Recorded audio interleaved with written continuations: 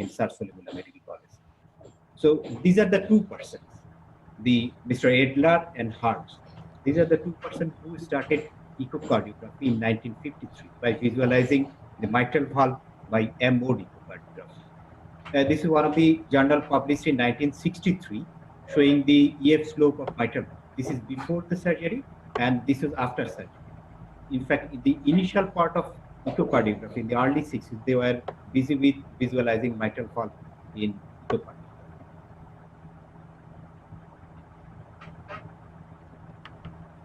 And later on, one of the important figure in echocardiography, Herbert Feigenbaum, who made it popular in echocardiography in 60s in USA, Europe, and outside these countries.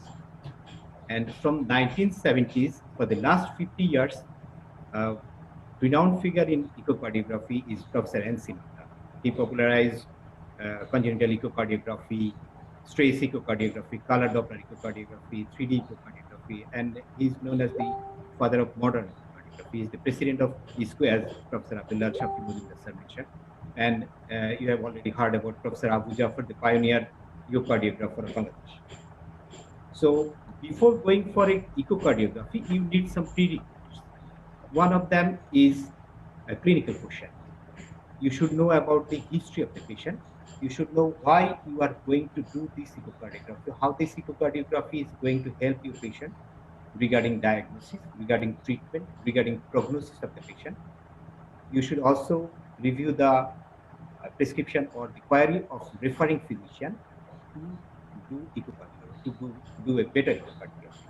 You should examine the patient. You should know about the pulse of the patient, blood pressure of the patient. This will give some clue for diagnosis of the patient, as well as it will help you to understand the hemodynamics of the patients. You should examine the precordium of the patient, and that will give you a diagnosis.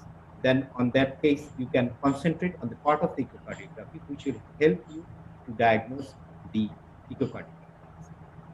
Always look for height and weight of the patient. You should put these two values during the data entry in the machine. On that case, the machine will give you the body surface area, and that will, on that case, the machine will give different parameters, 2D parameters, and other things in the form of index or in relation to the body surface area. You need some investigations. One of them is chest X-ray. Chest X-ray will show you whether the heart is normally positioned, levocardia, mesocardia, or dextrocardia. What is the status of the heart size, whether it is enlarged or normal? Is there any chamber enlargement? Is there any feature of any valvular heart disease or shunt anomaly? What is the condition of the pericardium? All these things you can get from chest X-ray. You can have a 12-lead ECG. In fact, you should have a 12-lead ECG that will give you whether there is any feature of ischemia, whether there is any infarction, how is the chamber sizes, all these things. You can also evaluate if there is any previous echocardiography. That will give you an idea with which you are dealing with. That will give you a basal parameters with which you can compare with present parameters. Another prerequisite of echocardiography is proper positioning. Proper positioning of the echocardiographer or the examiner, and proper positioning of the patient. You chair the patient's table should be of proper height, so that it is comfortable for you, also comfortable for the patient. And you should position the patient depending on the different windows with which you are examining the patient. Like in the when you are examining in the parasternal view or in the apical view, you should position him in the left lateral position, in subcostal view, in supine position, and so on. Another important thing is orientation to the machine. You should be oriented with the machine. Every vendor has got a different machine, different knobs, different way of measuring things. Even different machines of a vendor has got different types of knobs and machines. So you should be oriented with the machine which you are working with. You can take the help of application engineers of different vendors to get oriented with these machines. You will find that when we measure the echocardiography, when we time different events of echocardiography, we want to mention it in the form of systole, end systole, mid diastole, end diastole, or mid systole. Unless mentioned otherwise, this systole and diastole means ventricular systole and diastole. And you have to time it. How can you time it? The most important and the standard one is by using a ECG. You know very well that systole starts from the tip of the R wave up to the end of the T wave, and diastole starts from the end of the T wave up to the SR. So you can measure the mid diastole, mid systole, end diastole, and end systole, everything. Of course, you can get an idea from mode echocardiography of the LV, and then on that case, the end of the diastolic period when it is mostly distant, it is the end diastole. This is the end systole. You can get some idea from mitral valve. This is the diastole, early diastole, diastasis, and late diastole or end diastole. This is the systole. But these modes will not be available to you always. So you have to depend on ECG for timing the events. Now, what do we do during echocardiography? We produce some ultrasounds. Ultrasound means sound with a frequency more than 20 kilohertz. In fact, we produce sounds at a range of 2.5 to 7 or 8 megahertz. The transducer produces the sound. It passes through a tissue, and whenever you faces a interface, some of the tissue, sound waves are reflected back to the transducer. Some of them goes through the tissue. Some of the sound waves passes through the refraction. The transducer receives these reflected waves. They amplify these things, they filter these things, and they convert it into an electrical signal, and they present it in the form of a structure in your pulse wave. And the tissue density, the difference between the tissue density between the proximal one and the distal one defines how much tissue sound will be reflected back into the transducer. Like if you get a bone or a metallic subject, most of the sounds will be reflected back to the transducer. On that case, it will be showed as a white one, and very few of the sound waves will pass through it, and very few structures beyond that can be detected. Sometimes the sound waves are reflected from very small objects like blood cell, but the reflected waves are not that much strong, so these are lost. This is known as scattering of the sound waves. Whenever you go for an echocardiography, you will find different probes, number of probes. This is the probes for Philips machine. Which one will you choose? Most of the important thing is the probe frequency. There is a relation between this probe frequency and the penetration and wavelength or resolution. Look at this curve. When the frequency of the probe increases, the penetration gradually decreases and the resolution increases. So if you take a large, higher frequency echo probe, you will have a better resolution, but there will be decrease in penetration. When you get a lesser frequency probe, there will be increase in penetration, but there will be lesser in penetration. Like a person with pediatric age or lean and thin person, you can use a higher frequency probe that will give a very beautiful picture. But in case of adult, it will not accommodate the whole of it. On the other hand, in the adult cases, you have to take a lesser frequency probe that will enclose the whole heart, but with possibly a lesser resolution. So that's how you have to choose the probe. There are some parameters in the panel which you should know about. One of them is the depth of the sound. You can control the depth of the sound. Depth means the amount of tissue you will allow the ultrasound to traverse. In this case, the depth is high, so it images the tissue beyond the heart. So the size of the image of the heart is small. The resolution is less. On the other hand, in this case, the depth is low. Most of the screen is occupied by the heart, and there is increased resolution. So you have to calculate you have to fix the depth of the image to minimum depth of the image to visualize to have a better image. There is a term known as focus. What is this? After emission from the transducer, it moves parallel to each other up to a certain point, that is now the focal point, and beyond it, it diverges. If your structure is within this parallel part, you will get a better picture. If it is in this diverse part, the resolution will be less. How is it? This is the focal point of the image. So this part of the image is better visualized. This is not. On the other hand, the next image, this is the focal point. So this part is better visualized. This part is visualized, but this is not that much clear. There are other parameters like the sector size. So in 2D echocardiography, we get some slices of the echocardiography, some slices of the heart. And on that case, you can some slices of the heart. So you can calculate or you can control the size of these slices, these angles. Whenever you reduce the angle, you will get less tissue to visualize, but with a better resolution. When you increase the size of the angle, it will reduce the resolution, but will give more tissue to visualize. The wider the sector angle, the lesser will be the frame rate and the lesser will be the resolution. You can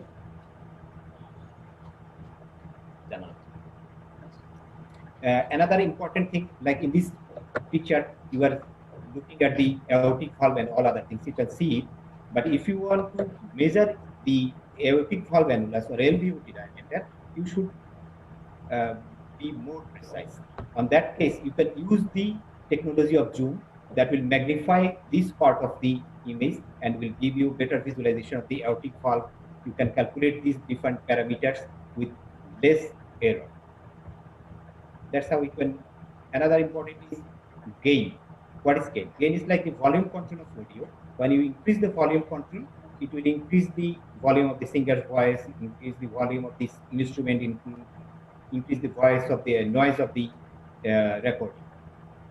Similar thing in case of echocardiography. You decrease the gain, this will reduce the gain of the tissue and the noises. If you increase the gain, you increase the visualization of the tissue as well as the noise. So you have to decide at which gain you will get the maximum visualization of the tissue and minimum visualization of the artifacts and noises. This is the perfect gain for a parasternal long axis view, and this is the under gain for a parasternal long axis view with lesser visualization of the different features. You can adjust this gain on a longitudinal axis. This is the time gain control. The upper part of the knobs represent the upper part of the picture. If you think this is part A has got a lesser gain, you can move these knobs towards the right, it will increase the gain. If you think this is the higher gain, you can move these knobs towards the left, that will reduce the gain. Always think about the frame rate of your image. There are some, every modality of the echocardiography has got some frame rate beyond which, below which it will not give the good picture. Like in 4D echocardiography, you should have a frame rate of at least 40 frames per second. In case of tissue Doppler imaging, you need a frame rate of 70 frames per second and or more. How can you increase this frame rate? You can reduce the depth of the image, it will increase the frame rate. You can reduce the width of the sector or the sector angle, that will increase the frame rate. You can reduce the size of the region of interest in color Doppler echocardiography, that will also increase the frame rate. And sometimes machines also help to increase the frame rate. Another knob is there with sweeping speed. When you will focus some events in relation to the time, like the spectral flow of color Doppler, continuous wave or spectral Doppler, pulse wave Doppler, or M-mode echocardiography, you will put the time in this x-axis and the velocity on the y-axis. If you want to quantify or qualify this image, you should have a sweep speed of 50 to 100 millimeter per second. But if you want more spectrum in same frame, like you want to see the respiratory variation of mitral valve flow or aortic valve flow, on that case, you have to reduce the speed. It will increase the number of spectrum in this part, and you can easily observe the variations during inspiration and expiration. Same is also applicable in case of M-mode echocardiography. There is another option in machine that is known as B color. Normally, we visualize the 2D echocardiography in gray scale, but you can visualize it in other scales like violet, silver color, gray color, yellow color. That will may give some better contrast or visualization for an individual person. So I have mentioned that in 2D echocardiography, we made slices of the heart, at different angles, at different levels, so that we can get multiple piecemeal reports. By accumulating all these things, we can get an idea about the total of the heart. In case of 3D echocardiography, the machine gets all the slices at the same time, but in case of 2D echocardiography, we get individual slices in each view or window. We can get it in the longitudinal. We can get the slice in the longitudinal axis, or in the sagittal plane or coronal plane, or in the horizontal plane. And there are different windows to get these views. One of them is parasternal long axis. You know very well that in that case the probe is in the left third and fourth intercostal space, left parasternal area, with the cursor directing towards the right shoulder. This is a parasternal long axis view with echocardiogram with the heart. And you know all these structures: left atrium, left ventricle, aorta, and two valves. This is the RVOT proximal part. And this is the inferolateral wall of LV, and this is the anteroseptal wall of the LV. You can get descending thoracic aorta over here, and sometimes a circular structure in the atrioventricular fold, which is known as the coronary sinus. This coronary sinus get dilated when there is increase in central venous pressure, or when there is a persistent left superior vena cava. You can have some measurements in this view. The measurement of the interventricular septum or posterior wall, it is measured during end diastole, and it is measured at the tip of the mitral valve leaflets. You have to measure this IVS and posterior wall, only the compacted part. You have to get rid of this trabeculated portion of the RV, and the LVIDD is measured from inner edge to inner edge at the same time, at the tip of the mitral valve leaflets. Normally, the IVS and posterior wall has got different parameters. On an average, if it is more than 10 in case of male, 10 millimeter in case of male, it is thickened. In case of female, if it is 10 or more, then it is thickened. Regarding LVIDD, there are different parameters, but the easy to remember is if it is more than 20 to 30 millimeter per square meter of body surface area, then LVIDD is more and the LV is dilated. You can measure it in the during systole, LVIDS, IVS, and posterior wall. Sometimes there is a sigmoid shape in the proximal part of the interventricular septum, especially in the elderly person. On that case, you have to measure beyond this sigmoid shape part. That will give the exact LV dimensions in our patients. And there is a terminology known as hypertrophy, LV hypertrophy. How it is defined? When the LV mass is more than 95 gram per square meter in case of female, or more than 115 gram per square meter in case of male, then it is known as hypertrophy. Whether it is concentric or eccentric, that depends on the relative wall thickness. How it is measured? Relative wall thickness means 2 into posterior wall diameter divided by LVID. If it is more than 0.48, that means it is concentric hypertrophy. If it is less than 0.42, it is eccentric hypertrophy.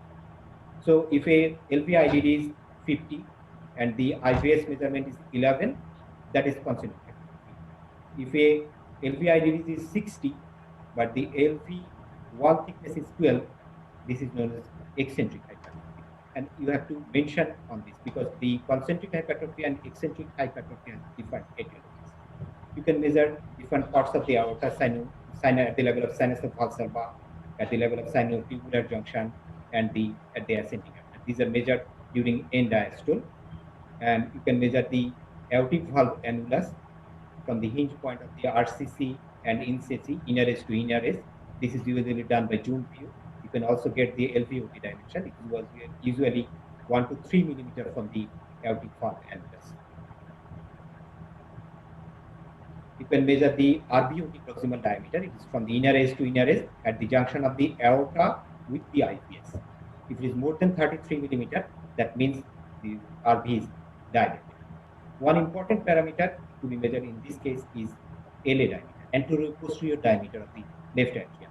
It is measured from the leading edge of the wall of separating sinus of Valsalva with left atrium to the leading edge of the posterior wall of left atrium. It is perpendicular to the long axis it is less than 40 millimeter. If it is 40 millimeter or more, that means your LA is enlarged. But left atrium can be enlarged without increase in this anterior posterior diameter. What is the other parameter of left atrial enlargement? That is the left atrial volume index. If the left atrial volume index is more than 34 millimeter, even without increase in anterior posterior diameter, left atrium can be enlarged. You can get different mode parameters in this view. Aortic cusp separation in case of aortic valve, the quality of different mitral valves, EF slope, their thickness, there are different changes during rheumatic mitral valve, different changes of mitral valve prolapse and diastolic dysfunction. But keep one thing in mind, the LV parameters now is measured by 2D echocardiography, not mode echocardiography. By anterior tilting the probe, you can get the RV inflow view of in this parasternal position. This is the right atrium, right ventricle, two leaflets, anterior leaflet and septal leaflet of tricuspid valve. You can get the coronary sinus at this level.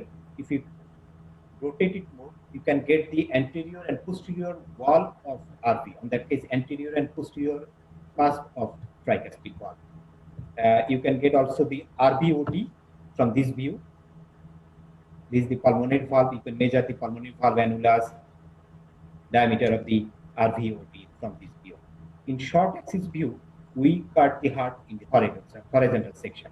If we cut at the level of great vessels, we can get aortic valve with different cusps, left coronary cusp, right coronary cusp, and non-coronary cusp. This is the left atrium with appendage, right atrium, tricuspid valve, RV inflow part and RV outflow part. And this is the pulmonary valve and main pulmonary artery. You can sometimes visualize the left coronary artery at this position and right coronary artery on that position. You can have different measurements of the RVOT from inner S to inner S at end diastole, proximal RVOT dimension and distal RVOT dimension.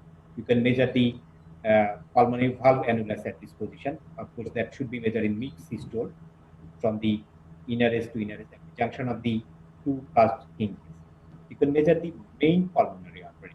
It should be measured at midway from the pulmonary valve to the bifurcation of the main pulmonary artery from inner S to inner S at end diastole. Normally, it is less than 21 millimeter. If it is more than 21 millimeter, it is dilated. Another way of measuring is by measuring the ratio between main pulmonary artery and ascending aorta. Normally, it is less than 0.9. If it is more than 0.9, that indicates that your pulmonary artery is dilated, either because of pulmonary hypertension, left to right shunt, or posterior dilatation of the pulmonary valve. You can get the image of left atrial appendage, Coumadin breeze, all these things. When you cut it at the mitral valve level, it will get the anterior mitral leaflet, posterior mitral leaflet, the anterolateral commissure, posterior medial commissure, and different walls of the LV. Now, when you cut the LV at papillary muscle or at the basal level or at the apical level, we get a septal part, which has got a anterior part, that is anterior septum, and inferior part, that is the inferior septum. This is the anterior wall, this is the inferior wall, lateral wall, and inferior wall. So when you cut the LV at this level, we get the anterior septal wall and inferior lateral, which we get in parasternal long axis view or apical long axis view. You can get this anterior and inferior wall at two-chamber view. You can get this inferior septal wall and lateral wall in four-chamber view. We divide the proximal part or basal part in 6 segments, mid part in 6 segments at the level of papillary muscle, and the apical part in 4 segments: anterior wall, inferior wall, lateral wall, and septal wall. This is the 16-segment protocol. But you can get other protocols like 17-segment or 18-segment, but that is clumsy. We follow usually 16-segment protocols. This is the LV at papillary muscle level, LV at apical level. In apical view, the probe is at the apex with the cursor directing towards the left. That will give you a 4-chamber. Left atrium, left ventricle, right atrium, right ventricle. These are the two atrioventricular valves, mitral valve and tricuspid valve. Tricuspid valve is usually apical to the mitral valve. The apical one or more distal one is the tricuspid valve. The chamber which is containing this tricuspid valve is the right ventricle, and the other one is the left ventricle. This is thicker wall, smooth surface, and this is a thinner wall and rough surface.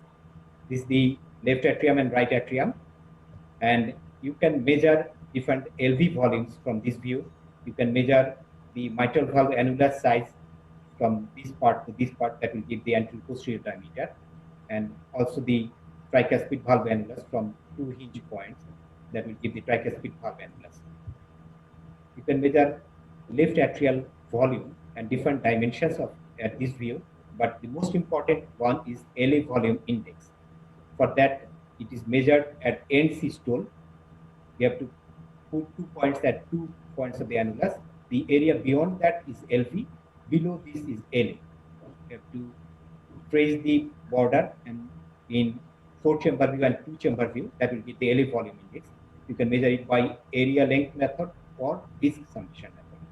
In case of RA, most important measurement is RA area.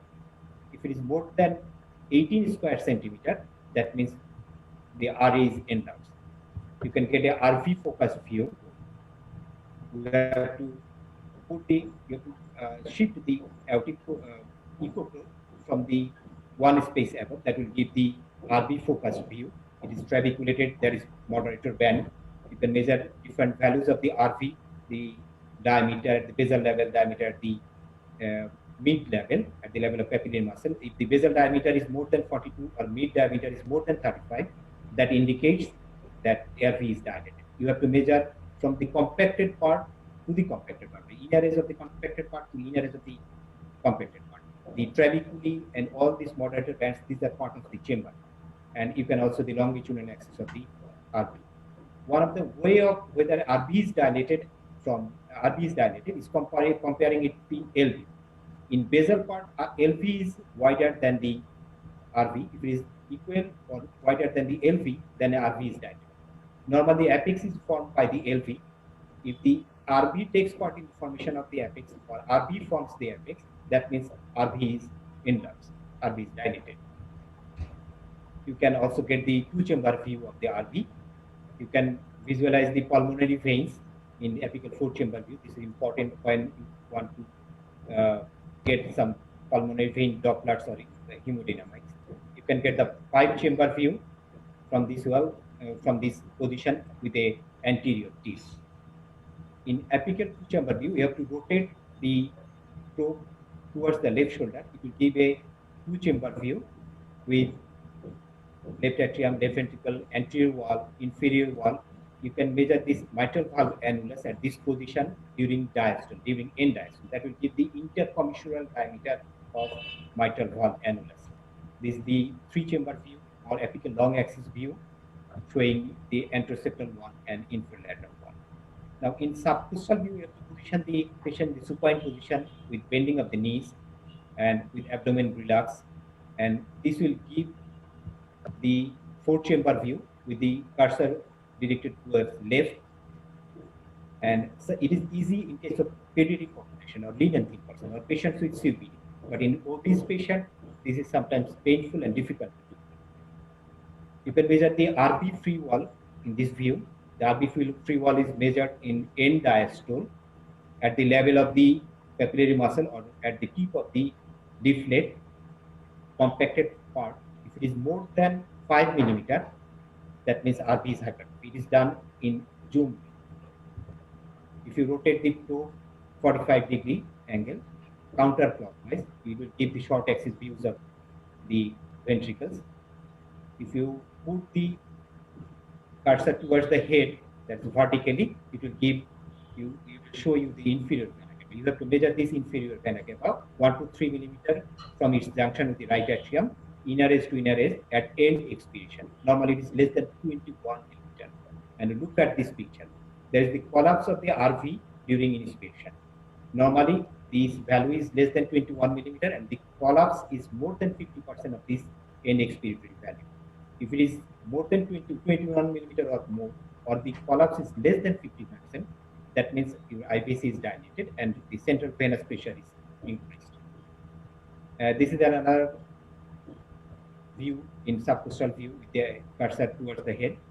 It will show you inferior vena cava and superior vena cava at the same time. This is the bicaval view. It can be easily visualized in pediatric population. This is the interatrial septum, left atrium, right atrium, two cusps of tricuspid valve, the anterior cusp and the posterior cusp. It is very much useful for visualization of the sinus venosus type of ASD, for visualization of the ASD secondum, its measurement, measuring its different rims. In suprasternal view, we put the patient in the supine position with the pillows behind the shoulder, with the hyperextended neck and rotating the neck towards the left. That will give the suprasternal view in long axis. That means if you put the cursor towards 1 o'clock position, towards the left jaw, it will show a long axis of the aorta.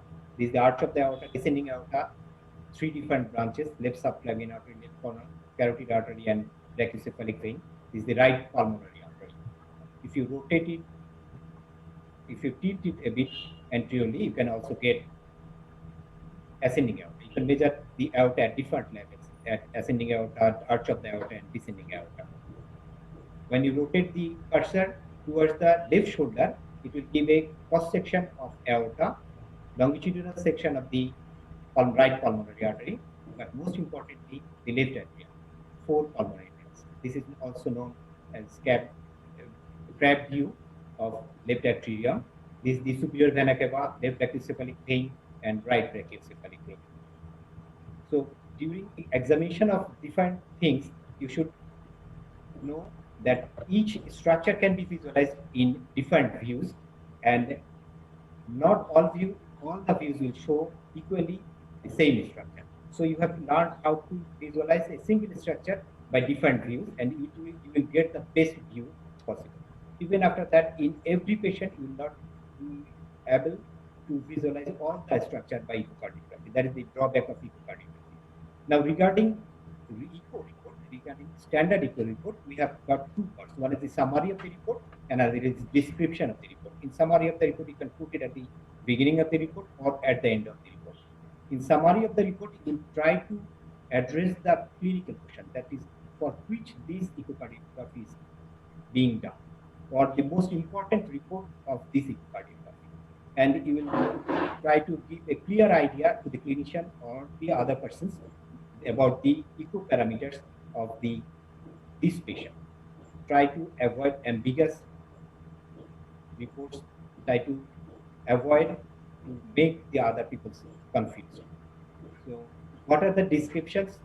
There are some common descriptions you should make in echocardiography reports, like 4 chambers of the heart: left atrium, right atrium, left ventricle, right ventricle, their dimensions, their wall motion, their function, both diastolic function and systolic function of LV and RV at least. You should mention about the 4 valves regarding their morphology and function. You should mention about the septums. You should mention about the pericardium, any pathology or not. Most of the clinicians now wants to know about the pulmonary pressure. If you can calculate the pulmonary pressure, you can mention it. At least you can mention whether this pulmonary pressure is increased or not. You should also mention about the orientation of the heart, especially in the pediatric population or in the congenital heart disease, whether it is levocardia, mesocardia, or dextrocardia, whether the connections are appropriate, whether it is situs solitus or inverters, atrioventricular or ventricular artery connections are normal or not. Whenever you diagnose a pathology, you have to think about different parameters of the pathology. You have to define the pathology, whether it is a mitral stenosis, mitral ligation, wall motion abnormality, or any other thing. You have to define the pathology. You have to try to tell the person, tell what is the underlying cause, what is the congenital heart disease, ischemic heart disease, whether it is a degenerative heart disease or an iatrogenic condition or an infective condition. What is the severity of the lesion? What is mild, moderate, or severe? Well, is there any associated lesion? Like if you get a rheumatic mitral valve disease, mitral stenosis, whether there is any rheumatic involvement of the other valves. You have to mention about the complications of the lesion. What is the ejection fraction? What is the size of the LA? Is there any thrombus? Is there any pulmonary hypertension? All these things. You should mention some clues which will help the clinician to decide what would be the treatment option, whether it is a medical treatment, or should we send the patient to intervention cardiologist, or should we send the patient to a surgeon. when you will refer it to a surgeon or interventional cardiologist, you should also mention other parameters. Like in case of mitral valve, if you send the patient to surgeon, you have to mention about the mitral valve annulus size. In case of pulmonary stenosis, if you send the patient to interventional cardiologist, you should mention about the size of the mitral pulmonary valve annulus. And all these things should be mentioned to the referring physician or interventional cardiologist or surgeon. You can get these things by reading these different diseases and by interaction with the interventional cardiologist or surgeon, what they are looking for, what should you think about, what should you do this patient. Sometimes you can mention about different parameters which will decide the prognosis of the patient. In short, these should be mentioned in each and every echocardiogram report. And thank you all. Thank you for your patience hearing, and stay safe. And if you have got any question, I think we can discuss it after the lecture of Professor Mishkat today. Presentation শুনলাম doctor Mohammadullah ফিরোজের কাছ থেকে। আমার দুটো জিনিস দরকার ছিল, যে একটা যে ভাবে বলতে হবে যেন আমার আসলে সমস্তটুকু কভার করে, যে আমি একটা 2D মেশিন নিয়ে বসলাম, আমার ডপলার নেই, তাহলে যেন আমি কতটুকু ইনফরমেশন বের করে আনতে পারি। আসলে এই যে কত কিছু যে আসলে আমরা বের করে আনতে পারি, যদি আমার ক্লিয়ার কাট আইডিয়া থাকে আমার এই মেশিনটা কি ক্ষমতা আছে, আমি সেটাকে আমি কিভাবে ইউজ করতে পারি, সেটা কিন্তু ফিরোজ দেখিয়েছে। Firoz really excellent lecture. আমি অনেক কিছু শিখলাম, আমার ধারণা আমার স্টুডেন্টরাও অনেক কিছু শিখবে। Question answer. Manoj, question answer. Any question? যারা উপস্থিত, যদি একটা লাইভ রেকর্ড করা যায়, যদি করতে পারে যে জাস্ট ইকোপ্রোবটা ওই যে ইন্ডিকেটরটা দেখিয়ে যে প্রথমে অ্যাঙ্গেলটা বসানোর পর কতটুকু অ্যাঙ্গেল করলে কোন ভিউটা দেখাচ্ছে সেটা যদি দেখাতে পারতো, হাতের মুভমেন্ট গুলো, হ্যাঁ, এই যে ভিউগুলো, সেটা কিন্তু যদি একটা রেকর্ড করে রাখতে ভবিষ্যতে একদিন দেখালে স্যার এটা ভালো। এটা এই ইয়ের সাপ্লিমেন্ট হিসাবে খুব কাজে লাগছিল। স্যার এই প্রস্তাবটা খুবই ভালো, কিন্তু আমার মনে হয় যে এই করোনাকালীন সময়ে এটা বোধহয় কঠিন হবে।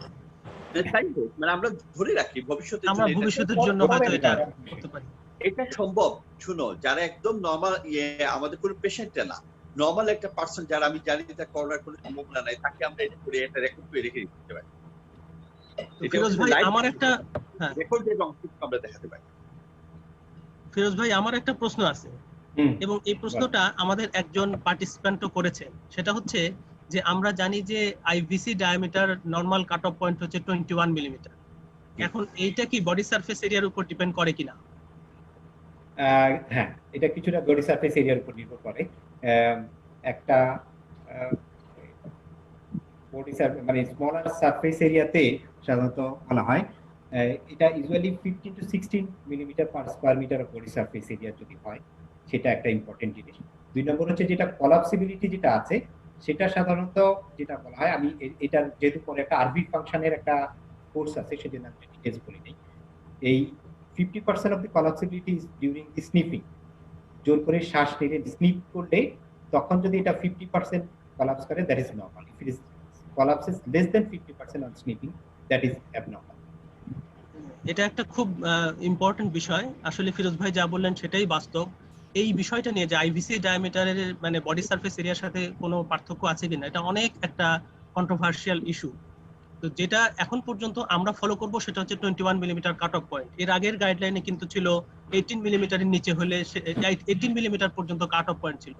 তো 2015-এ একটা journal of American society of ইকোকার্ডিওগ্রাফির পেপার ছিল, যেখানে দেখা গেছে যে যাদের বডি সারফেস এরিয়া কম তাদের ক্ষেত্রে 17 মিলিমিটার পর্যন্ত কাট অফ পয়েন্ট তারা সাজেস্ট করছে, এবং যাদের বডি সারফেস এরিয়া ইউরোপিয়ান আমেরিকানদের মতো তাদের হচ্ছে 21 মিলিমিটার। কিন্তু যেহেতু এটা সম্বন্ধে অত টেক্সট বুকে কোনো কথাবার্তা নাই, কাজে এই মুহূর্তে আমরা 21 মিলিমিটারটাই ফলো করব সবাই।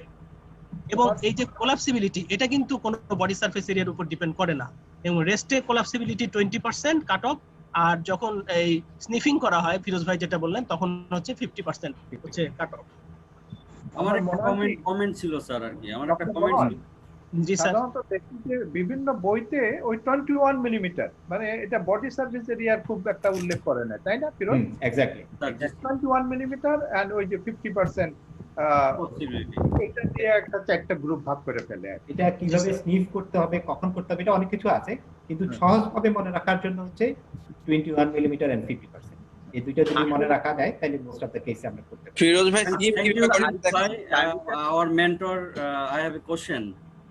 না হ্যাঁ, আমার গোবিন্দ। মনে If হয় I কি- permitted, if I permitted, আমি একটা কথা বলি কি, স্টুডেন্টদেরকে যদি আমরা প্রশ্ন করতে দেই তাইলে বোধহয় বেশি লাভ সুবিধা হয়। জি স্যার, আমার একটা কোশ্চেন ছিল স্যার আর কি। না, বলো, স্টুডেন্টদেরকে করতে দেই আগে আমরা। জি স্যার, জি তোমরা স্যার, উত্তর দাও। জি স্যার। মানে আমাদের যারা জুনিয়র আছি তারা উত্তর দেই। কোশ্চেন স্টুডেন্টেরই কোশ্চেন না, অনেক সময় স্টুডেন্টরা সে কি ফিল করে স্যার, যেটাকে কেন আমাকে সে- অ্যারাইজ করতে হয়। এটা তো ভার্চুয়ালে তো আরো সুবিধা, ভার্চুয়ালে তো প্রশ্ন করতে সুবিধা। সুবিধা জি স্যার, কিন্তু এরা যারা সেটা feel যাচ্ছে করে। না, একটা কথা বলে ফেলতে পারো আর কি। স্যার কয়েকটা কোশ্চেন আছে, একটু আমি একটু বলে নিই। হ্যাঁ, একটা কোশ্চেন হচ্ছে কোন ভিউতে আরবি ফ্রি ওয়াল মেজার করতে হবে। আরবি ফ্রি ওয়াল মেজার করা হয় সাবকোস্টাল ভিউতে। সাবকোস্টাল ভিউতে 4 চেম্বার ভিউ যেটা আছে সেটাতে করা হয়। সাবকোস্টাল ভিউতে কার্সার যদি লেফট সাইডে রাখি তাহলে আমি 4 চেম্বার ভিউ পাবো। 4 চেম্বার ভিউতে ফ্রি ওয়াল যেটা আছে সেটাকে মেজার করা হয়। সাধারণত জুম করা হয় ফ্রি ওয়ালটাকে। এটা at the tip of the capillary muscle at the tip of the anterior leaf is more appropriate. ওইখানে আরবি ফ্রি ওয়ালটাকে মেজার করা হয়। এখানে কম্প্যাক্টেড পার্ট যেটা আছে শুধু সেই অংশটা মেজার করা হয়।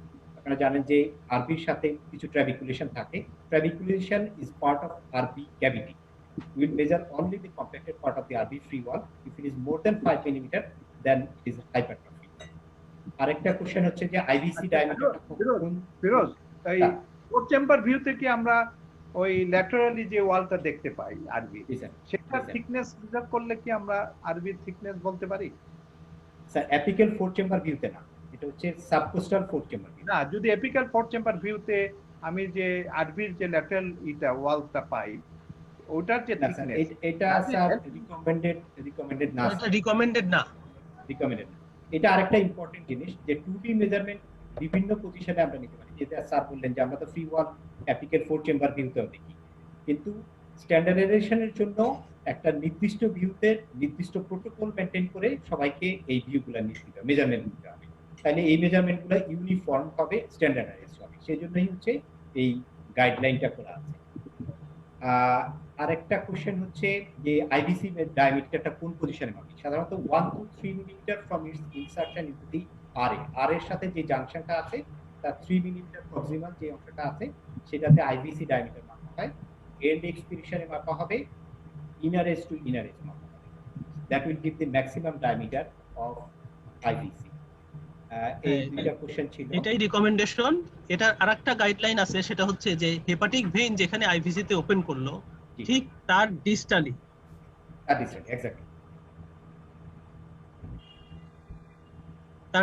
মেজার করতে হবে। এটা হচ্ছে আরেকটা মানে রিকমেন্ডেশন।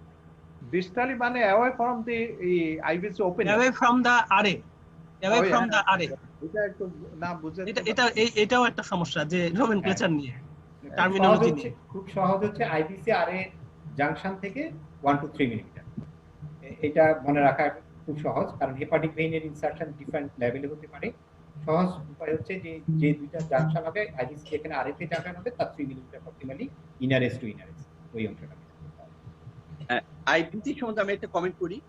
আইভিসি কিন্তু সবচেয়ে ইম্পর্টেন্ট জিনিসটা হলো কোলাপসিবিলিটি, কারণ কোলাপসিবিলিটি ব্যাপারটা কিন্তু অনেক বেশি sensitive then the diameter itself. কারণ আর্লি স্টেজে যদি কোলাপসিবিলিটি তোমার কমে যায় তাহলে সেটা ইন্ডিকেট করতে কিন্তু যে আইভিসি আরবি আর এর মধ্যে প্রেসারটা বেশি। আরেকটা কোশ্চেন স্যার আছে যে সিওপিডি পেশেন্টদেরকে ভিজুয়ালাইজেশনের ক্ষেত্রে কি করে। সিওপিডি পেশেন্টদের ক্ষেত্রে খুব ইম্পর্টেন্ট একটা জিনিস যে আপনারা অ্যাপিক্যাল চেম্বারে যায়, অ্যাপিক্যাল চেম্বারে যখন যায়, অ্যাপিক্যাল উইন্ডোতে যাই অথবা লেফট প্যারাস্টার্নাল উইন্ডোতে যাই, তখন অধিকাংশ সময় প্রপার ভিজুয়ালাইজেশন সম্ভব না। প্রপার ভিজুয়ালাইজেশনের চেয়ে প্রপার অ্যালাইনমেন্ট সম্ভব হয় না এলভি এবং অন্যান্য প্যারামিটার ক্ষেত্রে। সেই ক্ষেত্রে সাবকোস্টাল ভিউ একটা ইম্পর্টেন্ট ভিউ। সাবকোস্টাল ভিউতে এই অ্যালাইনমেন্টটা খুব সম্ভব না। কোনো মেশিনে অ্যালাইনমেন্টের জন্য আলাদা আলাদা অ্যাপ্লিকেশন আছে, আলাদা একটা ব্যবস্থা আছে। যদি আপনি অ্যালাইনমেন্ট নাও করতে পারেন, তাহলে ওই অ্যালাইনমেন্টের জন্য আলাদা অ্যাপ্লিকেশন ইউজ করে এটাকে অ্যালাইনমেন্ট করা যায় মেজারমেন্টের জন্য। কিন্তু এটা অলওয়েজ পারফেক্ট হয় না। পারফেক্ট করতে হলে ভিউটাকেই ওইরকম করতে হবে যে এটা একটা হরাইজন্টাল ভিউ আনতে হবে প্যারাস্টার্নাল লং অ্যাক্সিস ভিউতে, এবং মেজারমেন্টটা করতে হবে at the long perpendicular to the long axis of the left ventricle. আবার সেই আইভিসি নিয়ে প্রশ্ন ছিল যে বাংলাদেশিদের জন্য আলাদা কোনো স্ট্যান্ডার্ড আছে কিনা। জানা মতে নাই, কোনো স্টাডিও পাবলিশড কোনো স্টাডি নাই, এরকম কাজেই আমাদেরকে 21 মিলিমিটার কাট অফ ইউজ করতে হবে। এটা একটা ইম্পর্টেন্ট জিনিস যে আমাদের যেহেতু কোনো নির্দিষ্ট প্যারামিটার নাই, সেই ক্ষেত্রে আমাদের ক্ষেত্রে আমরা ইউরোপিয়ান বা আমেরিকান স্ট্যান্ডার্ডটা ইউজ করি। কিন্তু আমাদের ক্ষেত্রে যেহেতু আমাদের বডি সারফেস এরিয়া কম, তার মানে আমাদের এই বডি সারফেস এরিয়ার রিলেশনের মেজারমেন্টগুলো দেখা উচিত, ইন্ডেক্সিং করা উচিত।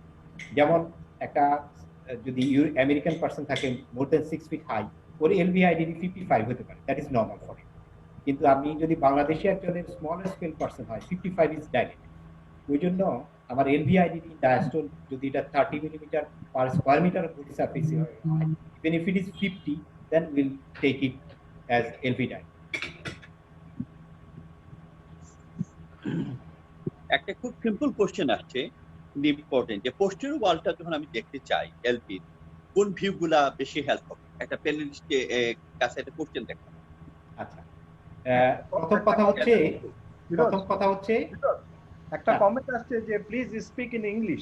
I think someone is there who does not understand Bengali. Okay, thank you sir. So regarding posterior wall, nowadays there is no nomenclature known as posterior wall. It is inferolateral wall. Inferolateral. Why it is named so? Because echocardiographers are trying to cope with the CT scan and MRI. In CT scan and MRI, they name it as inferolateral wall. So we also call it now inferolateral to avoid confusion. To visualize inferolateral wall, we can go for parasternal long axis view, apical long axis view, or apical 3-chamber view. This is the one. And we can also go for the horizontal section, that is the short axis view. Short axis view will also show us the inferior wall.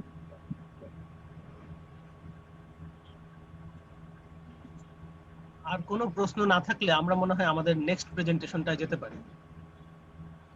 সুযোগ আবার আসবে next presentation.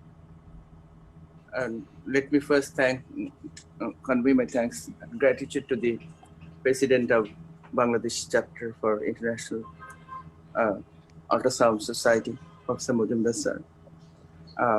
Just now we have witnessed an excellent presentation from Dr. Firoz, and to me it has always been a very, very difficult chapter to understand the machine, to understand the knobology, to acquire the use, and to make the measurements, and to adjust the machine for a proper.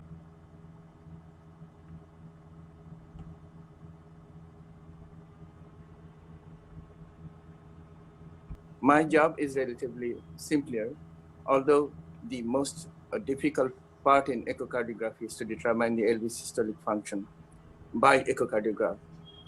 And I have been instructed by the director of the course to make it simpler.